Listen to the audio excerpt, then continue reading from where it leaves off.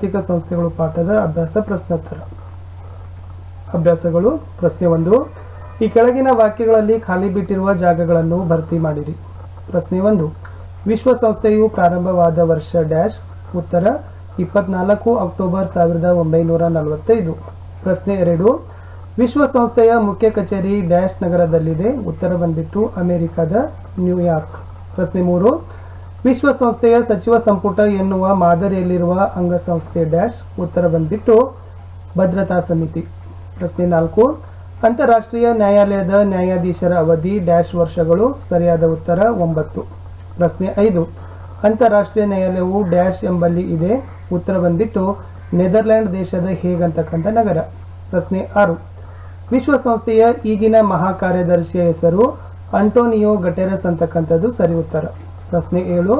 ವಿಶ್ವ ಆರೋಗ್ಯ ಸಂಸ್ಥೆ ಸ್ಥಾಪನೆಯಾದ ವರ್ಷ ಡ್ಯಾಶ್. 1948. ಪ್ರಶ್ನೆ 8. ಸಾರ್ಕ್ ಸ್ಥಾಪನೆಯಾದ ವರ್ಷ ಡ್ಯಾಶ್. 1985 ಅಂತಕ್ಕಂಥದ್ದು ಸರಿ ಉತ್ತರ. ಮುಂದೆ ಹೋಗೋಣ.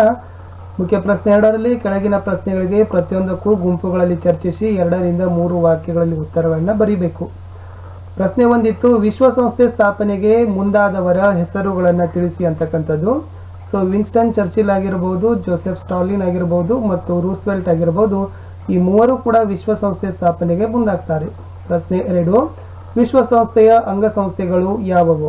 ಸಾಮಾನ್ಯ ಸಭೆ, ಭದ್ರತಾ ಸಮಿತಿ, ಆರ್ಥಿಕ ಮತ್ತು ಸಾಮಾಜಿಕ ಸಮಿತಿ, ದತ್ತಿ ಸಮಿತಿ, ಅಂತಾರಾಷ್ಟ್ರೀಯ ಸಮಿತಿ, ಅಂತಾರಾಷ್ಟ್ರೀಯ ನ್ಯಾಯಾಲಯ ಮತ್ತು ಸಚಿವಾಲಯ. ಈ 6 ಏನಪ್ಪಾ ಅಂದರೆ ವಿಶ್ವಸಂಸ್ಥೆಯ ಅಂಗ ಸಂಸ್ಥೆಗಳು.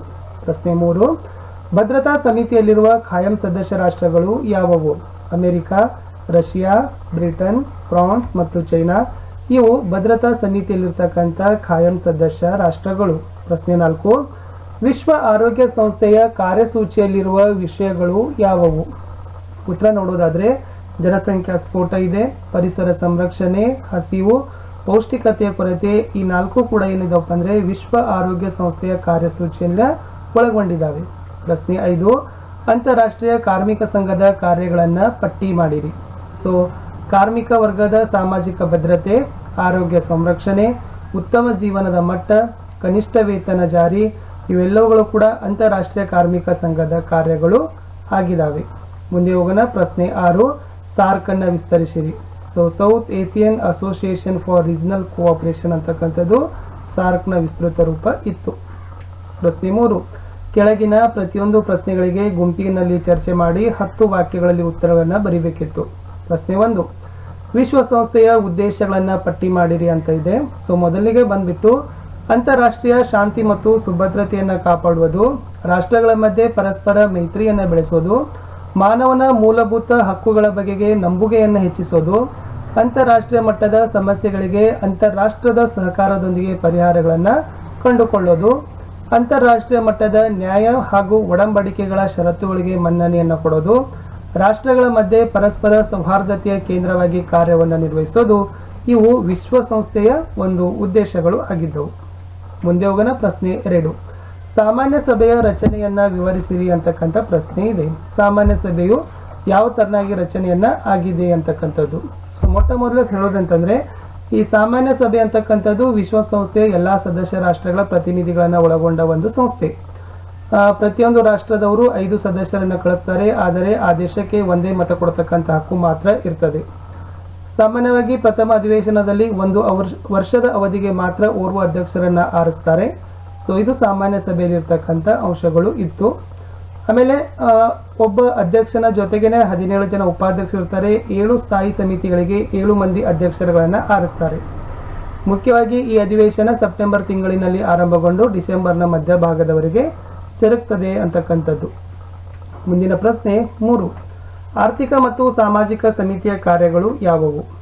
ಅದು ಅಂತಾರಾಷ್ಟ್ರೀಯ ವಲಯದ ಆರ್ಥಿಕ, ಸಾಮಾಜಿಕ, ಸಾಂಸ್ಕೃತಿಕ, ಶೈಕ್ಷಣಿಕ, ಆರೋಗ್ಯ ಮತ್ತು ಇತರೆ ಸಂಬಂಧಿತ ವಿಷಯಗಳ ಬಗ್ಗೆ ಅಧ್ಯಯನ ಮಾಡೋದು, ವರದಿ ಕೊಡೋದು.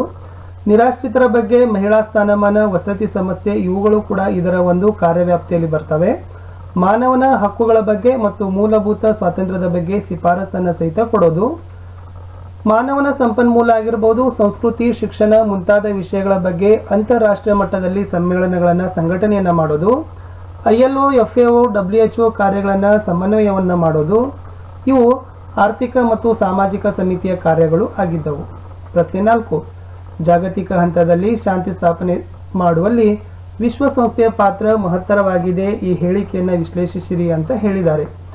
ವಿಶ್ವಸಂಸ್ಥೆ ಹಲವಾರು ರಾಜಕೀಯ ಸಂಘರ್ಷಗಳನ್ನು ಈಗಾಗಲೇ ನಿವಾರಣೆಯನ್ನ ಮಾಡಿದೆ. ಇದರ ಕಾರ್ಯಾಚರಣೆಗಾಗಿ ಅದು ಸ್ತಂಭನ ರೇಖೆಯ ವೀಕ್ಷಕರ ಅಥವಾ ಶಾಂತಿ ಪಡೆಗಳ ಮೂಲಕ ಕೆಲಸವನ್ನ ಮಾಡ್ತದೆ. ಅದು ಸುಯೇಜ್ ಕಾಲುವೆ ಬಿಕ್ಕಟ್ಟಾಗಿರ್ಬೋದು, ಇರಾನ್ ಸಂಘರ್ಷ ಆಗಿರ್ಬೋದು, ಇಂಡೋನೇಷಿಯಾ, ಕಾಶ್ಮೀರ್, ಕೊರಿಯಾ ಹಲವು ವಿವಾದಗಳ ಪರಿಹಾರಕ್ಕಾಗಿ ವಿಶ್ವಸಂಸ್ಥೆ ಶ್ರಮಿಸಿದೆ ಅಂತಕ್ಕಂಥನ್ನ ಹೇಳ್ಬೋದು. ಅಷ್ಟೇ ಅಲ್ಲದೆ ಅಣ್ವಸ್ತ್ರ ಹಾಗೂ ಸಾಂಪ್ರದಾಯಿಕ ನಿಶಸ್ತ್ರೀಕರಣದ ನಿಟ್ಟಿನಲ್ಲಿ ವಿಶ್ವಸಂಸ್ಥೆ ನಿರಂತರವಾಗಿ ಪ್ರಯತ್ನ ಮಾಡ್ತಾ ಬಂದಿದೆ. ಮುಂದೆ ಮಾಡುವಲ್ಲೂ ಕೂಡ ಕೆಲಸವನ್ನ ದಾಪುಗಾಲು ಹಾಕ್ತಾ ಇದೆ. ಪ್ರಶ್ನೆ 5. ಯುನೆಸ್ಕೋದ ಕಾರ್ಯಗಳು ಯಾವುವು? ಯುನೆಸ್ಕೋ ಮುಖ್ಯವಾಗಿ ವಿಶ್ವದಾದ್ಯಂತ ವಿಜ್ಞಾನ, ಶಿಕ್ಷಣ, ಸಂಸ್ಕೃತಿ ಮುಂತಾದವುಗಳನ್ನು ಪ್ರೋತ್ಸಾಹವನ್ನು ಕೊಡುತ್ತದೆ. ಅದು ತಾಂತ್ರಿಕ ಶಿಕ್ಷಣ, ಮಾಧ್ಯಮ ತಂತ್ರಗಾರಿಕೆ, ರಚನಾತ್ಮಕ ಚಿಂತನೆ, ಸಾಂಸ್ಕೃತಿಕ ವಿಚಾರಗಳು ಹಾಗೂ ಪರಿಸರದ ಬಗ್ಗೆ ಕಾರ್ಯವನ್ನು ನಿರ್ವಹಿಸುತ್ತೆ. ಶಿಕ್ಷಣ ಮತ್ತು ಜ್ಞಾನ ಪ್ರಸಾರದ ನಿಟ್ಟಿನಲ್ಲಿ ಇದು ಸರ್ಕಾರಗಳಿಗೆ ಮತ್ತು ಸರ್ಕಾರೇತರ ಸ್ವಯಂ ಸೇವಾ ಸಂಸ್ಥೆಗಳಿಗೆ ಸಹಾಯವನ್ನು ಮಾಡೋದು ಸಹಿತ ಯುನೆಸ್ಕೋದ ಕಾರ್ಯ ಆಗಿದೆ. ಮುಂದೆ 6ನೇ ಪ್ರಶ್ನೆ. ಜಾಗತಿಕ ಮಟ್ಟದಲ್ಲಿ ಆರ್ಥಿಕ ಸಮಸ್ಯೆಗಳ ಪರಿಹಾರದಲ್ಲಿ IMFನ ಪಾತ್ರವನ್ನು ವಿಶ್ಲೇಷಣೆಯನ್ನ ಮಾಡಿ. 1945ರಲ್ಲಿ IMF ಆರಂಭಗೊಂಡಿದ್ರು ಸಹಿತ 1945ರ ನಂತರವೇ ಇದು ಕಾರ್ಯವನ್ನು ಆರಂಭವನ್ನ ಮಾಡ್ತದೆ. ಇದು ಅಂತಾರಾಷ್ಟ್ರೀಯ ಮಟ್ಟದ ಆರ್ಥಿಕ ಸಮಸ್ಯೆಗಳ ಪರಿಹಾರಕ್ಕಾಗಿ ಕೆಲಸವನ್ನ ಮಾಡ್ತದೆ. ವಿಶ್ವ ವಾಣಿಜ್ಯ ವ್ಯವಹಾರದ ಬೆಳವಣಿಗೆ, ಆರ್ಥಿಕ ಸ್ಥಿರತೆ ಮತ್ತು ಉತ್ತಮ ವಿದೇಶಿ ಪಾವತಿ ಸಮತೋಲನ ಕಾಯ್ದುಕೊಳ್ಳಲು ಇದು ಸಹಕಾರಿ ಆಗಿದೆ. ಅಷ್ಟೇ ಅಲ್ಲದೆ ಇದನ್ನು ವಿವಿಧ ರಾಷ್ಟ್ರಗಳ ಕೇಂದ್ರ ಬ್ಯಾಂಕುಗಳಿಗೆ ಕೇಂದ್ರ ಬ್ಯಾಂಕು ಅಂತ ಕರೀತಾರೆ. ಇದು ಆರ್ಥಿಕವಾಗಿ ಮುಂದುವರಿದ ಮತ್ತು ಹಿಂದುಳಿದ ರಾಷ್ಟ್ರಗಳ ಪರಸ್ಪರ ಸಂಬಂಧ ಬೆಸೆಯುವಲ್ಲಿ ಈ IMF ಮುಖ್ಯವಾಗಿ ಕೆಲಸವನ್ನ ಮಾಡ್ತಾ ಇದೆ. 7ನೇ ಪ್ರಶ್ನೆ. ಕಾಮನ್ವೆಲ್ತ್ ರಾಷ್ಟ್ರ ಸಂಘದ ಉದ್ದೇಶಗಳನ್ನು ಪಟ್ಟಿ ಮಾಡಿರಿ. ನೋಡಿ, ಮುಖ್ಯವಾಗಿರ್ತಕ್ಕಂಥ ಉದ್ದೇಶ ಏನಪ್ಪಾ ಅಂದ್ರೆ ಪ್ರಜಾತಂತ್ರವನ್ನ ಎತ್ತಿ ಹಿಡಿಯೋದು, ಸ್ವಾತಂತ್ರ್ಯದ ಸಂರಕ್ಷಣೆ ಮಾಡೋದು, ಬಡತನ ನಿರ್ಮೂಲನೆ ಮಾಡೋದು, ವಿಶ್ವಶಾಂತಿಯನ್ನು ನೆಲೆಗೊಳಿಸೋದು, ಕ್ರೀಡೆ ಮತ್ತು ಕಲೆಯ ಬೆಳವಣಿಗೆಯನ್ನ ಮಾಡೋದು. ಈ 5 ಅಂಶಗಳು ಕಾಮನ್ವೆಲ್ತ್ ರಾಷ್ಟ್ರ ಸಂಘದ ಉದ್ದೇಶಗಳು ಆಗಿದ್ದಾವೆ. ಈ ಪಾಠದ ಕಡೆಯ ಪ್ರಶ್ನೆಗೆ ಹೋಗೋಕ್ಕಿಂತ ಮುಂಚೆ ದಯಮಾಡಿ ವಿಡಿಯೋವನ್ನು ಒಂದು ಲೈಕ್ ಮಾಡಿ, ನಿಮ್ಮ ಫ್ರೆಂಡ್ ಸರ್ಕಲ್ಗೆ ಶೇರ್ ಮಾಡಿ. ಹೊಸಬರಾಗಿದ್ರೆ ನಮ್ಮ ಟೆಲಿಗ್ರಾಮ್ ಗ್ರೂಪ್ಗೆ ಬಂದು ಸೇರಿಕೊಳ್ಳಿ ಅಂತ ಹೇಳ್ತಾ ಪಾಠದ ಕಡೆಯ ಪ್ರಶ್ನೆಗೆ ಹೋಗೋಣ. ಪ್ರಶ್ನೆ ಸಂಖ್ಯೆ 8. ಯುರೋಪಿಯನ್ ಯೂನಿಯನ್ ಸಂಸ್ಥೆಯನ್ನ ವಿವರಿಸಿರಿ ಅಂತ ಇದೆ. ಎಸ್, ಯುರೋಪಿಯನ್ ಯೂನಿಯನ್ ಸಂಸ್ಥೆ ಅಂತಕ್ಕಂಥದ್ದು 28 ಯುರೋಪಿನ ರಾಷ್ಟ್ರಗಳನ್ನು ಕೂಡಿಕೊಂಡು ಮಾಡಿರ್ತಕ್ಕಂಥ ಒಂದು ಸಂಸ್ಥೆ. 1993ರಲ್ಲಿ ಈ ಯುರೋಪಿಯನ್ ಯೂನಿಯನ್ ಉಗಮ ಆಗ್ತದೆ. ಮುಖ್ಯವಾಗಿ ಕೆಲಸ ಮಾಡೋದೇನಪ್ಪ ಅಂದ್ರೆ ಇದು ಸದಸ್ಯ ರಾಷ್ಟ್ರಗಳ ಮಧ್ಯೆ ಸಮಾನ ಏಕ ಮಾರುಕಟ್ಟೆ, ಒಂದೇ ಚಲಾವಣೆಯ ಕರೆನ್ಸಿ, ಸಮಾನ ಕೃಷಿ ಮತ್ತು ವ್ಯಾಪಾರದ ಧೋರಣೆಗೆ ಅವಕಾಶವನ್ನ ಮಾಡಿಕೊಡ್ತಾ ಬರ್ತಾ ಇದೆ ಯುರೋಪಿಯನ್ ಯೂನಿಯನ್ ಸಂಸ್ಥೆ. ಇದು ಕೂಡ 4 ಅಂಗಸಂಸ್ಥೆಗಳನ್ನು ಹೊಂದಿದೆ. ಮುಖ್ಯವಾಗಿ ಹೇಳೋದಾದ್ರೆ ಇದು ಒಂದು ಸಂಯುಕ್ತ ರಾಜ್ಯವನ್ನ ಹೋಲುವಂತೆ ಕೆಲಸವನ್ನ ಮಾಡ್ತಾ ಇದೆ ಯುರೋಪಿಯನ್ ಯೂನಿಯನ್ ಸಂಸ್ಥೆ. ಸೊ ಇಲ್ಲಿಯವರೆಗೆ ವಿಡಿಯೋವನ್ನು ವೀಕ್ಷಿಸಿದ್ದಕ್ಕಾಗಿ ಧನ್ಯವಾದಗಳು ಅಂತ ಹೇಳ್ತಾ ವಿಡಿಯೋವನ್ನು ಲೈಕ್ ಮಾಡಿ, ಶೇರ್ ಮಾಡಿ ಹಾಗೂ ನಿಮ್ಮ ಫ್ರೆಂಡ್ ಸರ್ಕಲ್ಗಳಿಗೂ ಕೂಡ ರೆಕಮೆಂಡ್ ಮಾಡಿ. ಸೊ ಏನಾದರೂ ಡೌಟ್ಸ್ ಇದ್ರೆ ದಯಮಾಡಿ ಇದರ ಒಂದು ಕಮೆಂಟ್ ಸೆಷನ್ ಅಲ್ಲಿ ಪೋಸ್ಟ್ ಮಾಡಿ ಅಂತ ಹೇಳ್ತಾ ಮತ್ತೆ ಸಿಗ್ತೀನಿ ಹೊಸ ಪಾಠದಲ್ಲಿ.